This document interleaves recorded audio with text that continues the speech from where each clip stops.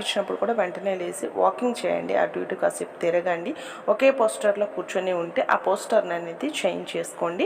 అలాగే కొంచెం కొబ్బరి నూనె తీసుకొని పొట్ట మీద మసాజ్ లాగా చేసుకుంటూ బేబీకి మసాజ్ చేస్తున్నట్లుగా మన ఫింగర్స్తో అలాగా పొట్ట మీద అంటూ ఉంటుంటే మీకు రిలీఫ్ అనేది వస్తుంది. బేబీ ఒకే పొజిషన్లో పడుకొని ఉన్నట్లయితే బేబీ లేస్తుంది, కాస్త అటు ఇటు సర్దుకుంటుంది, కాబట్టి మీకు ఆ పెయిన్ అనేది రిలీఫ్ అవుతుంది. వెంటనే మెడిసిన్కి వెళ్ళిపోకుండా జస్ట్ ఇంట్లో ఈ నార్మల్ ఈ టిప్స్ అనేవి ఫాలో అవుతూ ఉన్నట్లయితే మీకు ఈ ప్రాబ్లం అనేది తగ్గుతుందండి.